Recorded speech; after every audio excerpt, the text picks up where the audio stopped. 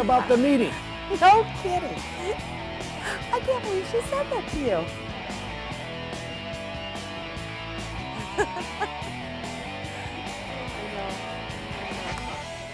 Bad meetings lead to bad boards, which lead to bad decisions, which hurt associations.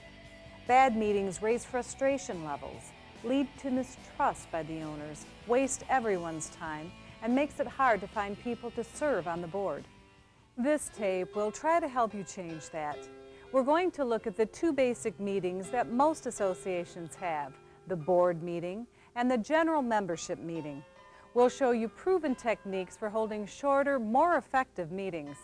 Along the way, we'll visit Robert's Rules of Order, how to deal with problem people at meetings, and provide a number of tips that may help you with the problem you're having at your association. This isn't working, is it? No. No, it's not working. This is the kind of board meeting that I absolutely hate. Meeting in someone's living room is just way too informal. I mean, we chit-chat about things instead of getting down to business. I mean, the kids, the TV, the phone, constant interruptions. It just takes twice as long to do the meeting, if we ever get to the meeting, than it should take. It just never feels like business. I think we should do this again, only the right way this time. Good meetings don't just happen. They're planned.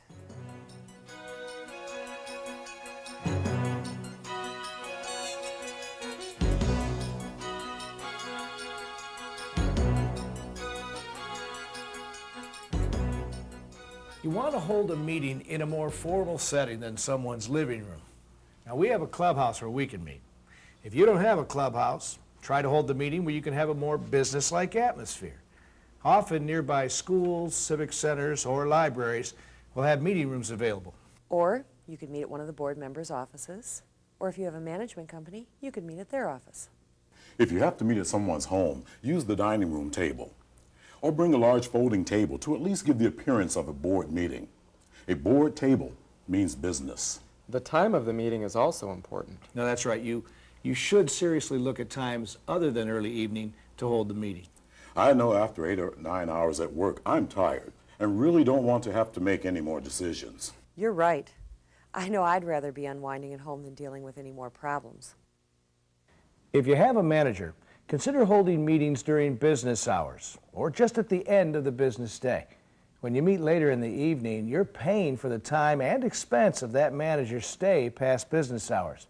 Also, the later you hold the meeting, the more tired your members will be, which just makes it harder to run a smooth, effective meeting. Meetings should be held in a business-like setting. Try to hold meetings at times other than evenings. Meet after you have the monthly reports you need to make decisions. Our board meetings are open for all owners to attend. We have an open forum where they can ask questions or make comments about association matters. The forum is held just before the board meeting. Tony, our president, opens the forum and lays out the ground rules before every meeting. We allow about 15 minutes for our forum, but that can be adjusted depending on how many people we expect to have speak. Welcome to the Owners Forum. Now, this is your opportunity to ask questions of the board or make comments about association matters. Let me explain how this works. One person at a time can have the floor to talk. I'll recognize you first. You'll all get a chance to talk. While the person has the floor, we would appreciate it if the other people wouldn't comment or interrupt. Please address your comments to the board, not at individuals. I will not tolerate personal attacks directed at anyone. Please keep it calm and to the point. You'll have 3 minutes to talk. After that, I'll move on to the next person. After everyone has had a chance to speak, you'll have a second opportunity if you didn't finish the first time. At the end of the forum, we'll begin the board meeting. You're welcome to stay, but you will not be able to take part. All right, who has something to say? At any meeting, it's important for everyone attending to understand the ground rules. This will often diffuse some emotional moments by adding a layer of structure to the process. You need to make sure it's handled fairly and calmly. While our president did not say that Robert's rules would be used, he did outline a few of them in an informal way. For small gatherings, this is appropriate. Also, he invited people to stay and observe. Many states have sunshine laws which require that meetings be open to the members. Check with your attorney as to whether or not this is a requirement in your state and under what conditions you may close meetings. Thank you for your questions and comments. You're welcome to stay during the board meeting. This meeting is called to order. You all received the agenda and board package earlier, so you've had an opportunity to review the materials. Anyone who did not receive the package or go over it? The secretary is still in the hospital, by the way, and he won't be in attendance. Here again, understanding the ground rules is important. That's my job. As the presiding officer, I control the meeting.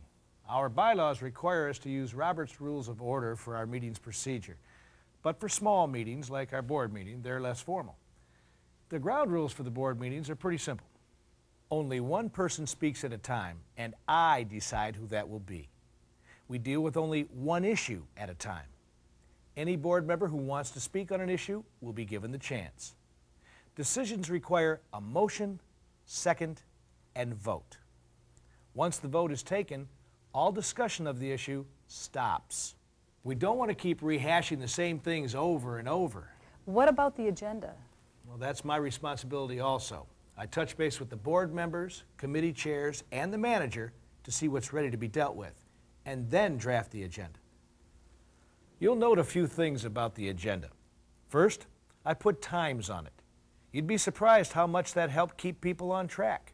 They actually try and keep within the times allotted. Next, I've told the board and emphasized it that I expect them to read the attachments before they come to the meeting. All I want to hear at the meeting are questions about the reports and motions to vote on. If you have a question about something that you read in the reports, you might want to call the person who's submitting the report before the meeting so that they can have the time to get an answer. This helps keep items from being tabled while we wait for some information. He means it too. He keeps to the agenda, doesn't let us wander off. We used to talk about all sorts of things, but we'd be here for 3 hours. But now, I get home for dinner. Here's the tip. If you raise a new item during the board meeting, don't leave it hanging in the air. Propose a solution at the same time. If you don't, the discussion may run in circles because everyone feels like they have to contribute something, whether it's pertinent or not. It's human nature to comment. Let's get back to our meeting. I move we accept the minutes of the last board meeting. I'll second that. It's been moved and seconded that we accept the minutes of the last board meeting. Any discussion? Yeah, who took these minutes? Listen to this. The board met on Thursday. The minutes were approved. The president reported on the change to the clubhouse rules. The financial report was read, management report was read, the painting contract was approved, meeting was adjourned. What idiot took these minutes? Now, that's out of order, Lee. You know we don't allow personal comment. John took the minutes because Bill, our secretary, was out sick and still is. I guess I didn't give John very good guidelines. It's my fault. So let's just reconstruct the minutes, shall we? Let's get at it. The minutes are the legal corporate record of the association. At a minimum, they should contain minutes of the meeting of the Woods Association, date and place of the meeting, location and time of the meeting, names of the persons present in an official capacity, any resolutions voted on with exact language. Remarks and comments do not have to be included. Date of the next meeting, the signature of the secretary. Never publish the minutes of a meeting until they've been approved. I think they have been fixed now. All right, it's been moved and seconded that the minutes of our last meeting, as amended, be approved. All in favor, say aye. Aye. The motion is adopted. The business meeting should be moved along. That's my job. Reports should be summarized with only the important items or issues requiring a vote raised at the meeting. If the discussion drags or wanders off the subject, I need to move it back to the agenda. Most board meetings should be finished in 45 to 90 minutes. Budget meetings or other meetings with special problems to consider will take a little longer. Now, we didn't start off this way. My first board meeting went 3 hours, but we've worked on it, shaving a few minutes at a time off each meeting. When are you guys going to take care of that pothole in front of my place? It's been there forever. Excuse me, but we can't field questions or comments during the meeting. I've seen the pothole and I understand your problem. If you wait a few minutes, I'll be happy to talk to you after the business portion of the meeting is over. When an owner interrupts you, don't get into an argument. Acknowledge the issue or concern, restate the meeting ground rules, but establish a process that will deal with the problem. In other words, diffuse the anger, propose a strategy, and get back to your meeting. Don't get into a debate or argument. I move we accept the bid of Acme Pool Services in the amount of $8,000 for the purpose of resurfacing the pool. Second? All right, it's been moved and seconded that Acme Pool be awarded the contract for resurfacing the pool in the amount of $8,000. Is there any discussion? All in favor say aye. Aye. Aye. Those opposed say no. No. The chair votes no, and the motion is lost. It's sometimes thought that the chair or president does not vote or only votes to break a tie. This is because the chair should not overly influence the vote of the members. In Robert's rules, the chair is allowed to vote under certain circumstances. The chair does not join in a voice vote or in a standing or show of hands vote on the first count. The chair does vote when the vote is by written ballot. The chair may vote when that vote will break a tie, or in our case, create a tie and defeat the motion. The chair is not obligated to cast the vote that would affect the result. All right, the next item of business is consideration of the purchase of new directional signs at the entrance. Well, I move that we accept the quote from Star Sign Company in the amount of $1,200 for the purchase and the installation of 9 new signs. Second. Any discussion? I just found out that there may be some problems with the locations we chose earlier. I move that we table the motion until our next meeting so we can clear this up. That motion's out of order. You see, you need to move that we postpone consideration of the motion until the next meeting. If you table it, it's supposed to be brought back up at this meeting.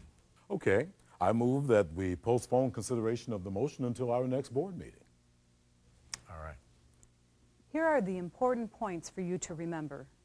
The time, location, and physical arrangements of the board meeting have a direct impact on the success of the meeting. The agenda and necessary reports must be in the board's hands far enough in advance of the meeting to allow them time to read them. An opportunity for the owners to talk to the board should be available, but not during the actual board meeting. Make sure everyone understands the ground rules. Have an agenda and stick to it. It is up to the president to control the meeting. Keep calm, be fair, and make sure that everyone who wishes to have a say has the opportunity. The other type of meeting is the general membership meeting.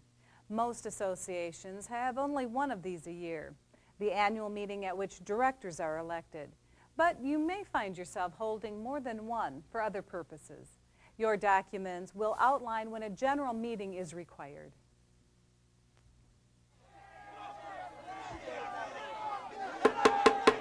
Meeting will now come to order. The meeting will now come to order. Order in this room. Order. The meeting will now come to order. If you feel that you might need one of these to keep order, then you need to start planning your meeting early. Let's start with the basic mechanics. Your documents will spell out when the annual meeting is to be held and when you'll need to call other general membership meetings. The documents will tell you how and when the notice for the meeting will be handled and possibly even the agenda for the meeting. Pay very close attention to the requirements. Screw something up like sending the notice out late, and you could invalidate the actions taken at the meeting. If your documents say they must be sent out at least 30 days prior to the meeting, they mean at least 30 days. I'm going to go out into the audience and see if I can't give the board a few problems. If you have a problem meeting the requirements of the documents, don't just ignore them. You may find that amending your documents will make the situation easier. Talk to your attorney for help with that. The next issue to deal with in planning is the where and when. If you don't have a clubhouse, or if your clubhouse is too small to hold the expected number of people, use the best alternative you can. A school, civic center, library, or just outside in a common area. A member of the associations have combined their meetings with a social event, like a barbecue, to encourage people to come. Be creative. One of the associations that used a barbecue had failed twice earlier to get a quorum. With the social event, they had a 95% turnout. A side benefit, with smell of good food wafting over the audience, the annual meeting took only 15 minutes. Pay attention to the size of the meeting area. If you plan on having 50 people at your meeting and the room holds 300, even if everybody shows up, it will look like a small turnout and a less than successful meeting. Like board meetings, a general meeting should be held on Tuesday, Wednesday, or Thursday, and should start at 7 or 7:30 in the evening after people have had dinner, but before they settle in for primetime TV. If this is a special meeting called to deal with a specific issue, the agenda should reflect that, and the only item of business conducted at that meeting should be the item under consideration. The board should sit up front, but not way up high on a stage. There should be a podium, because the presiding officer should stand, and a sound system to make sure that my voice gets heard above all others. One thing, always start on time. If you start meetings late, people will start coming later and later. Please be seated. The meeting will come to order. There is a quorum present. I'd like to introduce the people sitting at the head table. While Tony introduces the people seated at the head table, let me make a few points. If you think you're going to be facing a contentious meeting, and if you're not real comfortable with parliamentary procedures, consider hiring a parliamentarian to help you. At the end of the tape, there will be further information about where you can find them. You may want to have a practice meeting with the parliamentarian and the board so that you plan for possible situations. It may be useful for the presiding officer to have a script to work from during the meeting. It could make him or her more comfortable. Everyone entering the meeting received a package containing the agenda, the ground rules, and the items to be considered at the meeting. Information relevant to these items was also included. This gives the members the facts they need to make a good decision. Following our bylaws, we'll be using Robert's Rules of Order to conduct this meeting. As the presiding officer, I'll be conducting the meeting and will follow the agenda, which you have in your package. There will be an opportunity for you to ask questions of the officers that are giving reports while a motion is on the floor and during new business. If you wish to take part in the discussion, please stand after the person who's talking has finished, and I'll recognize you. Only one person at a time will be allowed to speak. Please keep your discussion to the item being considered. We will allow no personal or derogatory comments. Since we expect a number of comments tonight, we're asking you to keep your statements to 3 minutes or less. When everyone's had a chance to speak, I will return to those who wish to speak more. All discussion should be directed to the chair. Any decision will require a motion, second, and a vote. Once the vote is taken, all discussion of that issue will stop. Okay, the first order of business is the reading of the minutes from our last meeting. These are the minutes from our last annual meeting. While they're reading the minutes of the last meeting, let's talk for a minute about quorums. If a quorum were not reached, then the only business that could be conducted would be to recess, to adjourn, to fix the time to adjourn, to take measures to obtain a quorum.